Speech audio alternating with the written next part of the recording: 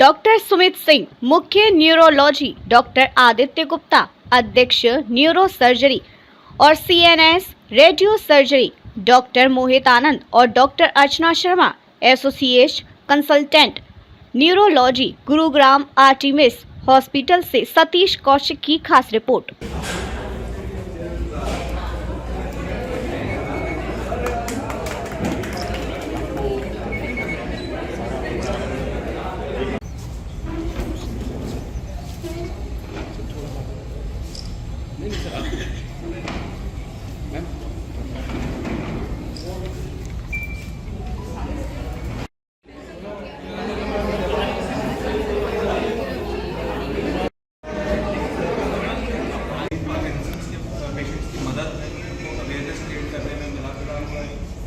और फिर कुछ लिंक्स हैं ये पेशेंट्स की जर्नीज के बारे में, जो सिम्टम्स वो फेस करते हैं, जो वो डेली चैलेंजेस फेस करते हैं। इन सिम्टम्स को वो इधर से भी लॉग इन कर सकते हैं, या फिर ये पूरा पेज है अबाउट पार्किंसंस के बारे में। ये बीमारी कैसे होती है, क्यों होती है, किन किन लोगों में होती है, किस एज ग्रुप में होती है, इसके क्या कॉमन सिम्टम्स हैं, इसमें क्या मोटर सिम्टम्स हैं, क्या नॉन मोटर सिम्टम्स हैं, इसका मेडिकली किस तरह इलाज किया जा सकता है, और ये बहुत लंबा इलाज है, इसमें कैसे बीमारी बढ़ती है और इसमें क्या सर्जिकल ट्रीटमेंट ऑफर किए जा सकते हैं। जो हमारे सेंटर की स्पेशलाइजेशन है, जो डीप ब्रेन स्टिमुलेशन करके एक सर्जरी है, जो बहुत कम सेंटर्स में इंडिया में उपलब्ध है, उसके बारे में इस साइट पर पूरी इन्फॉर्मेशन दी गई है कि पेशेंट कैसे इसके लिए प्रिपेयर करे, वो क्या क्या एक्सपेक्ट करे, क्या क्या स्टेजेस हैं सर्जरी की, और आगे जाके उसकी प्रोग्रामिंग कैसे रिस्पॉन्ड करती है और किस हिसाब से उसकी बीमारी को कंट्रोल किया जाए।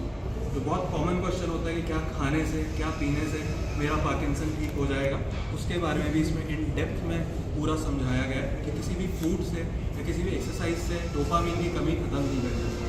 फूड और एक्सरसाइज आपको पार्किंसन को काबू में रखने में ज़रूर कंट्रोल करेगी, बट उसको ख़त्म नहीं कर पाएगी। एंड जो केयर गिवर्स है, जो अटेंडेंट्स है, जो बहुत परेशान हो जाते हैं कि हमारा मरीज़ ठीक क्यों नहीं हो रहा, हमारा मरीज़ ख़राब क्यों होता जा रहा है, और उनको बर्नआउट की तरफ ले जाता है, क्योंकि उनको कंटिन्यूस केयर करनी होती है ऐसे मरीजों की।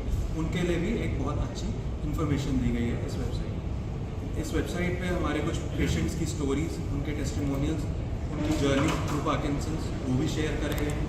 एंड इसमें सबसे बड़ी चीज़ जो हम इसमें शुरू करना चाह रहे हैं वो है पार्किंसंस फोरम।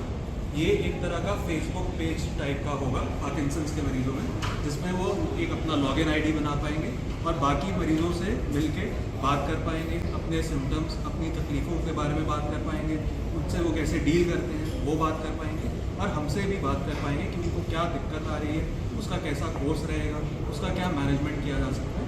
ये सारी इन्फॉर्मेशन यहाँ पे आएगी और ये इंटरैक्टिव फोरम रहेगा।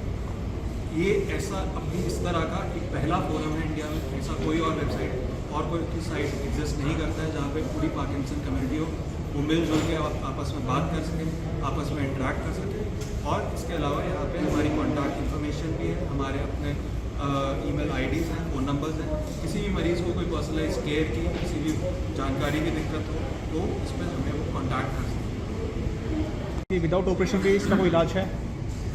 देखिए, ऑपरेशन जो है सिर्फ लेट फेज़ के लिए है, जैसा मैंने बताया। अर्ली फेज़ पार्किंसन डिजीज़ में मेडिकल मैनेजमेंट का बहुत अच्छा रिजल्ट है। जिस स्टेज में दवाई का इफेक्ट ही नहीं मिल रहा, तो दवाई और ऑपरेशन के अलावा कोई ऐसी तकनीक बचती नहीं है जिसको हम एम्प्लॉय कर सकते हैं।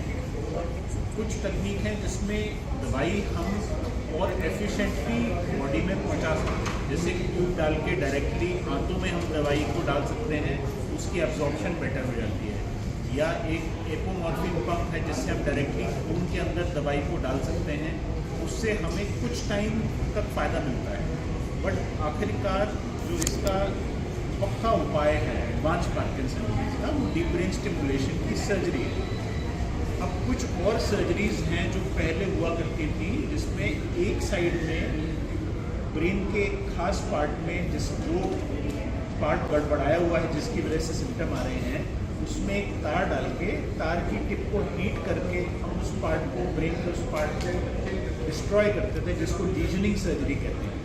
तो अब वो नॉन इन्वेजिवली MRI गाइडेड लीजनिंग से भी की जा सकती है, और उसमें लिमिटेशन ये है कि हम सिर्फ एक साइड में वो सर्जरी कर सकते हैं। डीप ब्रेन स्टिमुलेशन सर्जरी में सबसे बड़ा फ़ायदा है कि हम दोनों साइड का सर्जरी एक सिंगल टाइम में कर सकते हैं और पेशेंट के सारे सिम्टम में फ़ायदा दे सकते हैं। हम जानते हैं कि पार्किंसन डिजीज़ की 3 मेन सिम्टम हैं।